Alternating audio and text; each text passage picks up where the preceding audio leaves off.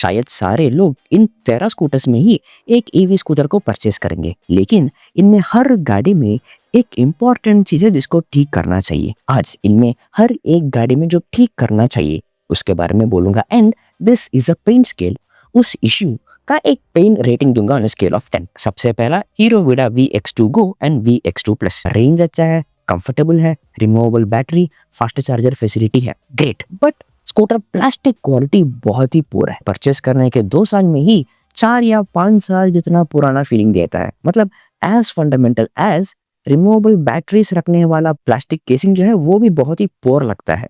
उसको ठीक करना चाहिए। इसको ठीक कर लिया तो गाड़ी खुद एक प्रीमियम फील दे देता है, परचेस कर सकते वाला एस्पिरेशनल फीलिंग देता है। This can be irritating sometimes, but इसके साथ भी जी सकते हैं। So on the paint scale 3 out of 10। And second simple one, second generation. इसके फर्स्ट जनरेशन से सेकंड जनरेशन को बहुत सारे फीचर्स ऐड हुआ है। टू बी ऑनेस्ट, इसके 5 किलोवाट और के ह्यूज बैटरी पैक में जो रियल रेंज आ रहा है वो कम है क्या, ज्यादा है क्या, दिस इज डिबेटेबल। बट ज्यादातर लोगों के लिए दैट रेंज इज सफिशिएंट। लेकिन इस बार उन्होंने स्कूटर के साथ DC फास्ट चार्जिंग कैपेबिलिटी भी अनाउंस किया, लेकिन it takes a lot of time. मतलब आई अंडरस्टैंड, बिकॉज 5 किलोवाट और ह्यूज बैटरी पैक है।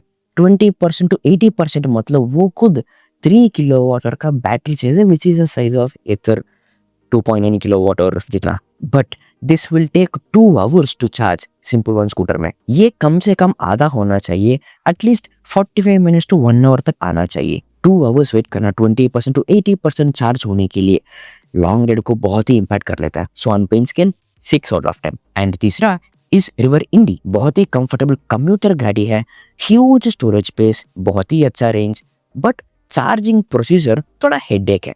इसमें 3 चीजें हैं। चार्जर बहुत भारी है एंड उतना कन्वीनियंट नहीं है। चार्जर कनेक्टर सॉकेट जो है ना, ये भी थोड़ा कॉम्प्लिकेटेड है डील करने के लिए। बट एक चार्जर किधर रखोगे? उसको फ्लोर में रखना पड़ेगा, बट फ्लोर में रखेंगे एक्सीडेंटली कभी बारिश से पानी आ गया, चार्जर खराब हो सकता है। एंड चार्जर के नीचे कोई रबर ग्रिप भी नहीं दिया है स्कूटर के फ्लोर बोर्ड पे रखने के लिए, स्किड होके नीचे गिर जाता है। उसके वजह से चार्जिंग लगाने के लिए एक जुगाड़ हमें खुद ढूंढना पड़ेगा। And I honestly feel 55 litres of storage थोड़ा ज्यादा ही है। इट इज ओके अगर 45 लीटर्स का स्टोरेज करके बाकी 10 लीटर्स ऑफ स्टोरेज को निकाल के ऑन बोर्ड चार्जर दे। एज ऑफ नाउ स्कूटर को चार्जिंग लगाने का स्ट्रगल तो है ही, but we can find our own jugaad. कोई प्लेटफॉर्म ढूंढना और चार्जर को रखने के लिए एक जगह ढूंढना और इस तरह का स्ट्रैप को बांधना। So on a pain scale 6 out of 10। And fourth is EC06 from Yamaha. River Indie scooter के साथ एक बल्कि स्लो चार्जर बनाया। उसी स्कूटर प्लेटफॉर्म को लेके यामाहा ने EC06 बनाया।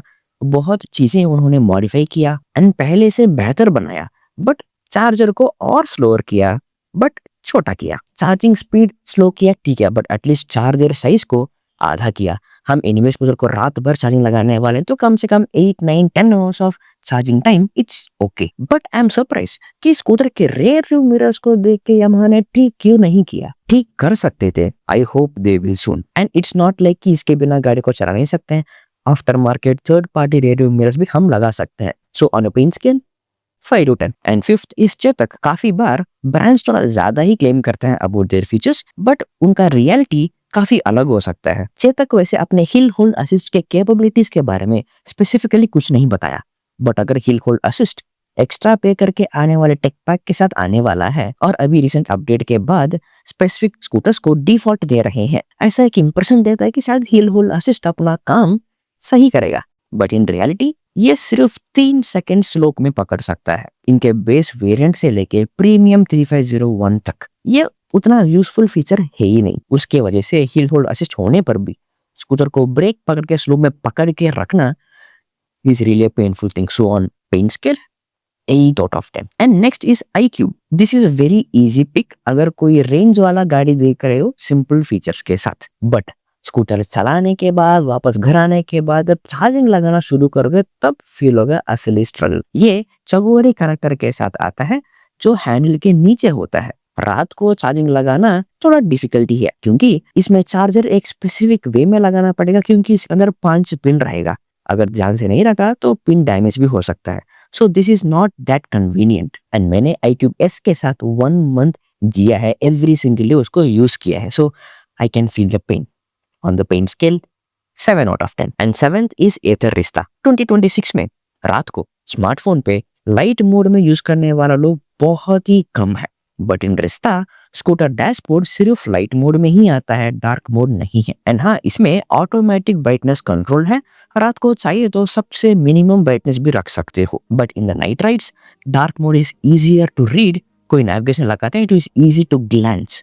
सो on a pain scale 3 out of 10। And next is Ather Apex. जब एथर ने एपेक्स को लॉन्च किया, ये एक स्पेशल एडिशन स्कूटर रहा। 450 स्कूटर डिजाइन को सेलिब्रेट करते हुए 10 इयर्स ऑफ सेलिब्रेशन के लिए इस स्कूटर को उन्होंने अनाउंस किया। उन्होंने बोला कि ये लिमिटेड नंबर में ही बेचने वाले हैं, प्रीमियम कलर्स के साथ, हाईएस्ट पॉसिबल परफॉर्मेंस के साथ, प्रीमियम प्राइस टैग के साथ। स्कूटर्स के साथ TPMS tyre pressure monitoring system, special edition helmet, special की चेन, एक नया riding mode and magic twist के साथ आता था। इसका रिस्पांस बहुत ही अच्छा था, पीपल लव्ड इट। सो धीरे धीरे ज्यादा बेचना स्टार्ट किया and now this Apex Ather scooter lineup में एक पार्ट बन गया। And now with Apex special edition helmet नहीं मिलेगा, की चेन नहीं मिलेगा, and recently Ather community day में इन्फिनिट क्रूज सिर्फ एपेक्स गाड़ियों के लिए ही अनाउंस किया, but just in few days यही फीचर 450X को भी देना शुरू किया। एंड उसके साथ स्कूटर मोटर को एक्टिवली कूल करने के लिए जो कूलिंग फैन होता है उसको एपेक्स स्कूटर से हटा दिया। And now apex is just like another 450, थोड़ा अलग कलर में, एक और राइडिंग मोड में। 2 lakh plus massive price tag के साथ आने वाले Ather Apex deserves to be exclusive. वापस उस एक्सक्लूसिव पोजीशन पे उसको लेकर जाना है। So on pen scale 7 out of 10। And next is Oben Rorr and Oben Rorr easy. इस ईवी बाइक काफी कूल दिखता है, सिंपल डैशबोर्ड, डिसेंट 100 किलोमीटर तक रियल रेंज। बाइक होने पर भी चार्जर रखने के लिए सीट के नीचे 10 लीटर्स ऑफ स्टोरेज को इन्होंने बना के रखा है, बट ये सुनने जितना आसान नहीं है। उस चार्जर केबल को ठीक से रोल करके अंदर रखना पड़ेगा, फिट करना पड़ेगा। थोड़ा भी वायरिंग इधर उधर हुआ अंदर नहीं जाएगा, सीट क्लोज नहीं होगा। इस चार्जर को अंदर रखने के लिए हमें खुद 10-15 मिनट ऑफ टाइम लगा फर्स्ट फ्यू टाइम्स। सो स्टोरेज के जगह पर ऑन बोर्ड चार्जर दे दिया होता, ये बहुत ही आसान हो जाता है। ऑफ कोर्स ये 1-2 बार ट्राई करेंगे, सीख जाएंगे तो स्ट्रगल फील नहीं होगा, बट ये चीज हमें आदत क्यों कर रहा है? चार्जर को रखना मोस्ट इंट्यूटिव, दिमाग लगाने की काम नहीं होना चाहिए। अगर ऑन बोर्ड चार्जर आ गया होता, it would have solved it in every which way. So on a pain scale 7 out of 10। And 10th Revolt RV1 अच्छा खासा रेंज देता है, 100+ किलोमीटर्स।